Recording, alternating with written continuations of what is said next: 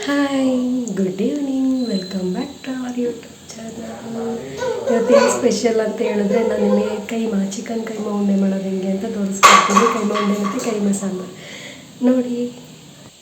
ನೋಡಿ chicken ತೊಳೆದಿಟ್ಕೊಂಡಿದ್ದೀನಿ. Next ಈರುಳ್ಳಿ, ಬೆಳ್ಳುಳ್ಳಿ, ಟೊಮ್ಯಾಟೊ, ಕೊತ್ತಂಬರಿ ಸೊಪ್ಪು ಮತ್ತು ಶುಂಠಿ ಅದಷ್ಟೂ ಚೆನ್ನಾಗಿ ಇದು ಮಾಡಿದ್ದೀನಿ. ಮತ್ತು ಒಂದು ಪಾತ್ರೆಗೆ ಎಣ್ಣೆ ಹಾಕಿ ಆ ಎಣ್ಣೆಲಿ ಇದನ್ನು ಚೆನ್ನಾಗಿ ಚಿಕನ್ ಸಾಂಬಾರಿಗೆ ಹಂಗೆ ರುಬ್ಬಬೇಕು. ಬಟ್ ಇದನ್ನು ಚೆನ್ನಾಗಿ ಎಣ್ಣೆಲಿ ರೋಸ್ಟ್ ಮಾಡ್ಕೋಬೇಕು, ಯಾಕಂದರೆ ಕೈಮಾ ಟೇಸ್ಟ್ ಬರುತ್ತೆ. ಕೈಮಾ ಸಾಂಬಾರು ಡಿಫ್ರೆಂಟ್ ಟೇಸ್ಟ್ ಬರುತ್ತೆ.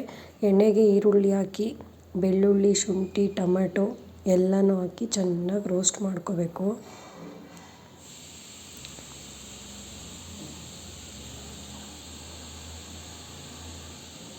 ನೆಕ್ಸ್ಟ್ ರೋಸ್ಟ್ ಆಯಿತು. ಇಲ್ಲಿ ನೋಡಿ ಚಿಕನ್ ಈ ಥರ ಸಣ್ಣ ಸಣ್ಣದಾಗಿ ಕಟ್ ಮಾಡ್ಕೊಂಡು ಎತ್ತಿಟ್ಕೊಂಡಿದ್ದೀನಿ. ಆ ರೋಸ್ಟನ್ನು ಅದ್ರೊಳಗೆ ಹಾಕಿ ಇಲ್ಲಿ ನೋಡಿ ಕೈಮಾ ಉಂಡೆ ಮಾಡ್ಕೊಳ್ಳೋದಕ್ಕೆ ಚಿಕನ್ನು, ಹಸಿಮೆಣ್ಸಿನ್ಕಾಯಿ, ಕೊತ್ತಂಬರಿ ಸೊಪ್ಪು ಇಷ್ಟೇ ತೊಗೊಂಡಿರೋದು.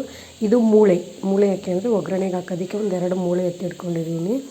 ಕಂಡೆ ಎಲ್ಲ ತೆಗೆದು ಮೂಳೆ ಮಿಕ್ಕಿತ್ತಲ್ಲ ಅದು. ನೆಕ್ಸ್ಟು ಅದು ರೋಸ್ಟ್ ಮಾಡ್ಕೊಂಡಿದ್ನಲ್ಲ ಅದಕ್ಕೆ ಕಾಯಿ ಹಾಕ್ತಾಯಿದ್ದೀನಿ. ನೆಕ್ಸ್ಟ್ ಅದಕ್ಕೆ ಕಡಲೆ ಹಾಕ್ಬಿಟ್ಟು ಖಾರದ ಪುಡಿ, ಸಾಂಬಾರು ಪುಡಿ ಹಾಕ್ತೀನಿ. ಅಷ್ಟೇನೇನು ಇಲ್ಲ, ಖಾರದ ಪುಡಿ, ಸಾಂಬಾರು ಪುಡಿ ಹಾಕಿ ಅದನ್ನು ಮಿಕ್ಸಿ ಮಾಡ್ಕೋಬೇಕು. ತುಂಬ ಸಣ್ಣಕ್ಕೆ ಫೈನ್ ಪೇಸ್ಟ್ ಆಗಬೇಕು. ಮಿಕ್ಸಿ ಮಾಡ್ಕೊಂಡಾಯಿತು. ನೆಕ್ಸ್ಟ್ ಒಗ್ಗರಣೆಗೆ ಹಾಕ್ತೀನಿ. ಸ್ವಲ್ಪ ಲೈಟಾಗಿ ಎಣ್ಣೆ ಹಾಕಿ ಅದಕ್ಕೆ ಮೂಳೆ ಇಟ್ಕೊಂಡಿದ್ದೆ ಅಲ್ವಾ, ಕಂಡ ತೆಗ್ದು ಆ ಮೂಳೆಗಳನ್ನ ಎಣ್ಣೆಗೆ ಹಾಕಬೇಕು.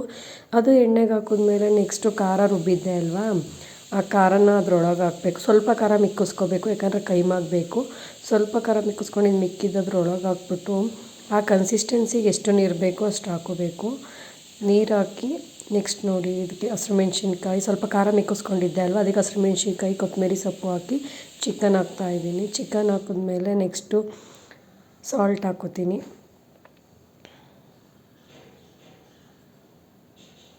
ನೋಡಿ ಸಾಂಬಾರಿಗೆ ಎಷ್ಟು ಬೇಕು ಅಷ್ಟು ಕನ್ಸಿಸ್ಟೆನ್ಸಿಗೆ ನೀರು ಹಾಕಿ ಇದಕ್ಕೂ ಸಾಲ್ಟ್ ಹಾಕ್ಕೊಂಡು ಸಾಂಬಾರಿಗೂ ಸಾಲ್ಟ್ ಹಾಕ್ಬಿಟ್ಟು ಸಾಂಬಾರನ್ನ ಕುದಿಯೋಕೆ ಬಿಡ್ತೀನಿ, ಯಾಕಂದರೆ ಕೈಮಾ ರೆಡಿ ಮಾಡ್ಕೋಬೇಕಲ್ವಾ. ನೋಡಿ ಅದನ್ನು ಮಿಕ್ಸಿ ಮಾಡ್ಕೋತೀನಿ. ಅಂದರೆ ಆಫ್ ಮಾಡಿ ಆನ್ ಮಾಡಿ ಮಿಕ್ಸಿ ಮಾಡ್ಕೋಬೇಕು, ಯಾಕಂದರೆ ಸಣ್ಣ ಆಗಬೇಕದು. ಹಂಗಾಗಿ ನೋಡಿ ಈ ಥರ ಈ ಕನ್ಸಿಸ್ಟೆನ್ಸಿಗೆ ಬಂತು. ಆಮೇಲೆ ಅದಕ್ಕೆ ಸ್ವಲ್ಪ ಪೆಪ್ಪರ್ ಪೌಡರ್ ಹಾಕ್ಕೋಬೇಕು. ನೆಕ್ಸ್ಟು ಗರಂ ಮಸಾಲ ಹಾಕ್ಕೋಬೇಕು. ಅದಾದಮೇಲೆ ನೆಕ್ಸ್ಟ್ ಸ್ವಲ್ಪ ಅರಿಶಿನ ಪೌಡರ್ ಹಾಕ್ಕೋಬೇಕು. ಮತ್ತು ಒಂದು ಮೊಟ್ಟೆ. ಆಮೇಲೆ ಅದನ್ನು ಪೇಸ್ಟ್ ಮಾಡೋಷ್ಟರೊಳಗೆ ಅವ್ರ ಅಪ್ಪ ಬಂದರು. ಅವ್ರ ಅಪ್ಪನ ಜೊತೆ ಆಟಾಡ್ತಾಯಿದ್ದೆ. ಅವ್ರ ಅಪ್ಪ ಹಾಲು ಮೊಟ್ಟೆ ತಂದಿದ್ದರೆ ಕೊಡು ಅಂತೇಳಿ ಅವ್ರಿಗೂ ಹಿಂಸೆ ಕೊಡ್ತಾಯಿದ್ದ.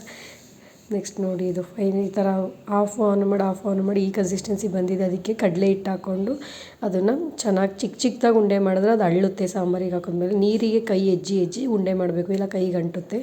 ಉಂಡೆ ಆಯಿತು. ನೆಕ್ಸ್ಟ್ ಅದನ್ನು ಸಾಂಬಾರೊಳಗೆ ಹಾಕ್ತಾಯಿದ್ದೀನಿ. ನೋಡಿ ಸಾಂಬಾರೊಳಗೆ ಹಾಕಿ ಒಂದು 10 ಮಿನಿಟ್ಸು ಕಮ್ಮಿ ಫ್ಲೇಮಲ್ಲೇ ಬಿಟ್ಟರೆ ಅದು ಚೆನ್ನಾಗಿದೆ, ಅಂದರೆ ಒಡ್ಕೊಳ್ಳಲ್ಲ. ಅದಾದಮೇಲೆ ಜಾಸ್ತಿ ಮಾಡಿದ್ರೆ ಓಕೆ. ನೋಡಿ ಎಷ್ಟು ಚೆನ್ನಾಗಿ ಬಂದಿದೆ ಕೈಮಾ.